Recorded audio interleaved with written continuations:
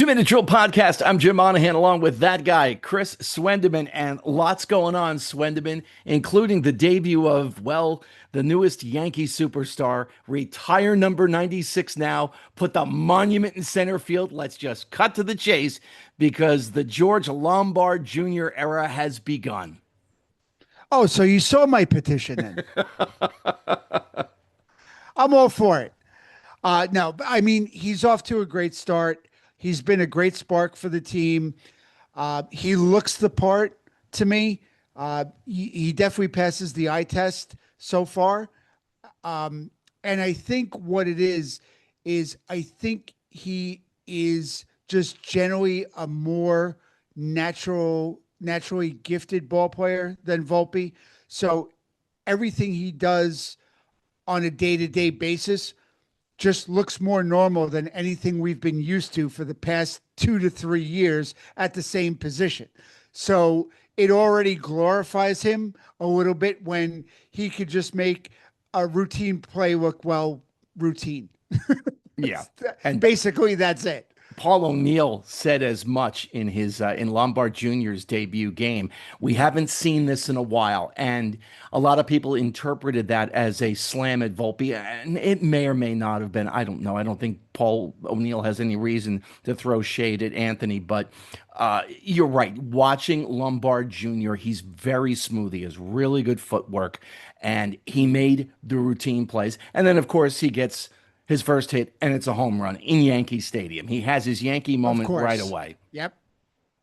Yeah, I mean there are plenty of players that have hit home runs in their first at bat, so it's not like that's going to set the tone, but it was a great way to start considering everything they've gone through with Volpe and Dominguez and enter whoever other players you want, Wells on and on.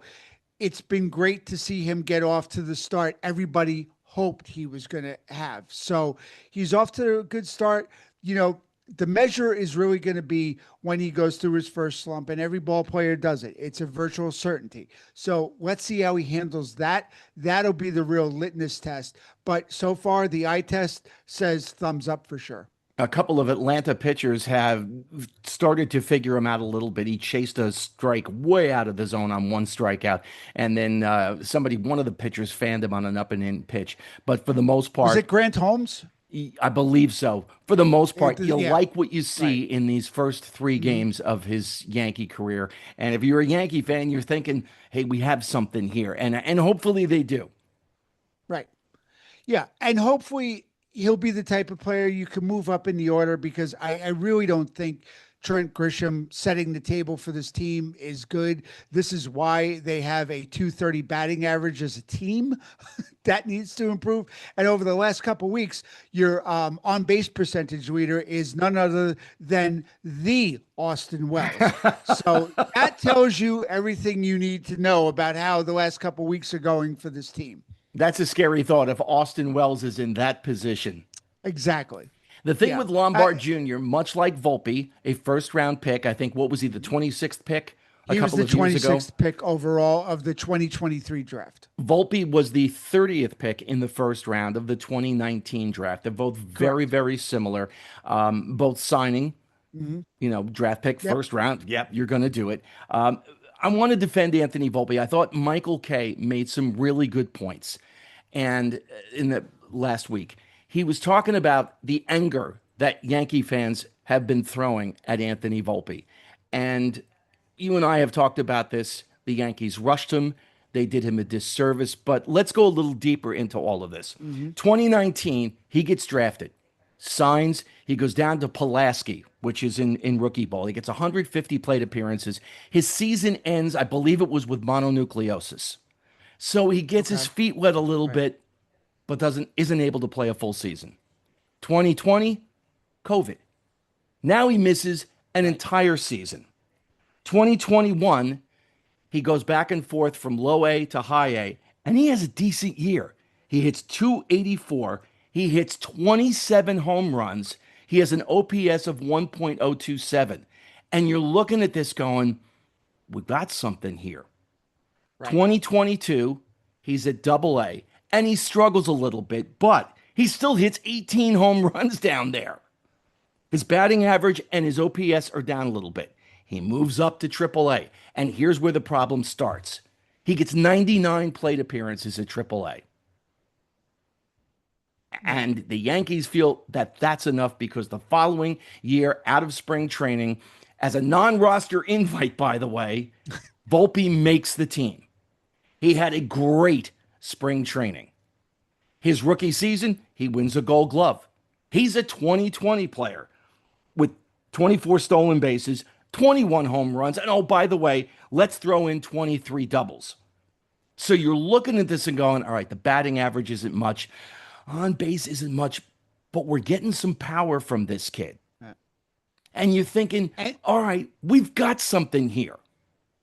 And then we know what we've seen the past couple of years. He plays with an injury in 2025 that requires surgery. Now, the Yankees knew he was hurt. I don't know. Did he hide it? How bad it hurt? I have no idea. But every time the Yankees sent him down, they had an opportunity to put him at a different position. Coming up before he got hurt, before he got called up to the minors, I think he played a total of 3 or 4 games at a position other than shortstop. Played a handful of games at third, and I think he played one at second. So he goes down this year. They put him in the minors, right. work his way back through a rehab start. Did they put him at second base? Nope. No, not in the least. And we heard some talk that he had told people, I won't play second base. And Joel Sherman said it, and Michael Kay said it, and then both of them backtracked it. Right. I still think there might be a slight kernel of truth. Either way, Anthony's now been down for 3 games. How many of those games do you think he's played at second base? One. One. The other 2 at shortstop. Correct. Oswaldo Cabrera, by the way, is on that team. He Yep. can play shortstop. If the Yankees are serious about getting Anthony Volpe right, what are you doing playing him at shortstop at AAA? It makes no sense whatsoever. You rush the kid, it got into his head, Right. and now you're in a situation where you can reset him, and you're not doing it. I don't understand. Please, somebody make it clear this up for me why the Yankees are doing this. And it's funny because either the first game down, I think it was his first game that he played in. He booted a ball the first. Made a throwing error. He made a throwing error. And it was like, oh, see, the fans are like, oh, let's share this video. Look, Volpe goes down there and he's making an error down there. Blah, blah. Well, you know what? If you don't ever give him a chance to get right, it's going to keep happening. Yeah, it's almost like the Yankees have manifested this because they never got him right. You and I said at the start of this year, do not rush him back. Let him stay. Let him get consistency in AAA. Let him get his footing under him and a consistent basis where he's hitting, he's fielding, all at a progressive level and an even keel. And they never did. They brought him back when he was able, and the collective Yankee fan base went, oh, and they were right. But does he deserve the vitriol that he's getting from Yankee fans? No. It's not on him. You want to be mad at Cashman. Be mad at the Yankees front office. Be mad at Boone if you want he's always going to stick up for his guys, but between him and Cashman, they're the ones who made the decision. You know what? Let's bring him back. We're going to put him back at shortstop. And put him back in the lineup. And it didn't work. It was just they kept looking for that. Aha. See, we knew better than you. We knew it was going to work, and it never did. And now they're kind of like, all right, well, Lombard's playing really well, and we're going to try him. And Volpe's down there, and it's like they don't want to address it. And I just think they did a total disservice to him, in my opinion. One major league scout who saw Volpe play at a young age told me this is the best 14-year-old I've ever seen. And Anthony had excelled at every level he's been in. And I've said this to you before. He had the best hands of any high school player I've ever seen. And now my career as a scout, if you will, has been limited to Rockland, Bergen, Morris, Essex, and Union counties for the most part. I've seen a couple of kids from outside the area, but that's basically it. Right. So there were thousands and thousands of more players at that high school level during the time that Hmm. Volpe was playing. But, you watched him come up and he was so smooth and he made every play. I mean, in high school, he was with the 2019 Gatorade High School Player of the Year. He Right. wasn't a fluke, but you think of what the scouts were looking at, and there were dozens of them at his games between him and Leiter. It was Right. insane. And you get a first round pick, and did they overestimate what they saw? I don't know. Again, from my perspective, I didn't know if he was going to be a first round pick or not. You knew he was going to get drafted. Right. But I put this again 1,000% on the Yankees. You draft him as a first round pick, and then again, you've got him getting sick, you've got COVID, you've got blah blah blah Right. blah, all of these different things that happened to him along the way. But they've had numerous opportunities to reset him, and even now, with Lombard Jr. appearing to be your shortstop for the foreseeable future, and again, it's a 3 game sample, but Right. two of them he's been at short and not second base. Like, what are you doing? Come on. Come Yeah. on. Yeah. I mean, you don't think the Yankees, somewhere in the back of their minds, would want to jettison Jazz at the end of the year anyway, and have that option to have Volpe, if he was right, take over second base, and then have Volpe at second and Lombard at short?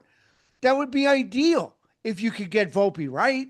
Hmm. But they're just, I don't understand the mindset there. And you know what? I don't remember who to credit for the hypothetical, but around the trade deadline, somebody floated out, wouldn't this be great? Anthony Volpe straight up to Minnesota for their catcher, Jeffers. And like, you know what? Yankees need a catcher. And if you got Volpe to Minnesota or somewhere where there wasn't the media attention that there is in New York, watch what he could. I think there would be a resurgence. You would be talking about guys like Jordan Walker, Joe Adell, guys who were first round high draft picks for their teams, didn't pan out at first, but got reset. And look at Jordan Walker won the home run derby this year. I mean, it can be done, but I just don't know what the Yankees farm system is like to be able to critique. But we both know, and we've said it since the start of the year, they're just not handling him right, and they're still doing it wrong. Meanwhile, let's turn to your Buffalo Bills football team before we Oh, close out here. Um, nice job on the new stadium, $2.1 yes, thank you billion, very much. dollars, and it has obstructed views in the upper bowl. What the heck is that all about? I listen. I When I first read it and I first saw it, I was kind of like, "Huh, all right, that's a little awkward." But in listening to the front office and Terry Pagula, the owner, talk about it, this was less than 1% of the seating and issues that they got feedback from season ticket holders. Most of those seats aren't PSLs; they're open seats that'll be used more for concerts, where if the concert's at the 50-yard line or one end zone, you won't have an issue. Is it still a little weird? Probably, but I don't think it's as big of an issue as people have magnified it into over the past couple of days. I think it's a beautiful stadium. I'm looking forward to wanting to go up there and see a game, but do I think it's that bad? I, it's not great, but I don't think it's anywhere near what the internet has made it out to be in the first few days. For $2.1 billion, I think you could probably figure a way that you don't have any obstructed seats when you're building them, and then the press box is blocking. Must be a beautiful press box because it's blocking some of the views. If you can't get in the press box, you'll have a great seat. But listen, even if you're not able to make the trip up there, the Buffalo Bills do have a radio outlet here in the New York Mhm. City, New Jersey area that you'll be able to commiserate with your fellow Buffalonians. Is that how you say it? Well, either that it is that or just plain old Bills Mafia. There you go. All right. Well, if you do happen to make a road trip up there, hopefully you don't sit behind an obstructed seat. I'd hate. I mean, they don't have columns anymore. You think, how could it No. possibly be an obstructed view? Right. It's funny because of the days like what was it, Detroit Stadium where people sat behind poles. I mean, the old Boston Garden when the Celtics and the Bruins, but people sat behind poles. Yeah. So they've cut. Yeah. Just what? Yeah. What happened? I mean, even Fenway, the pesky pole. Well, I mean, there's still poles in the grandstand there's still at Fenway. poles in You it, still have right? obstructed views. The old Yeah. Yankee, the old Yankee Oh, Stadium had Yankee it, and they Stadium. all did. Yep. Yeah. Before they figured out how to do it without girders in the ballpark. But I Right. thought we were long past that. Apparently not. Well, I mean, for the most part, nobody's paying a PSL to sit there. I hope So, not. or they're very surprised right now. But everybody got that 3D view, according to the Bills press release, that everybody got their 3D view of where their seat would be, how it would look. So there really weren't many surprises, or shouldn't have been. Well, if you happen to go up there, bring an extra card table to let out your frustrations. And that's the two I minute definitely will. that's the 2 minute drill for another week. You like what we do, tell a friend. You hate what we do, tell an enemy. Like, subscribe so you know when all our videos drop, and we'll talk to you next week.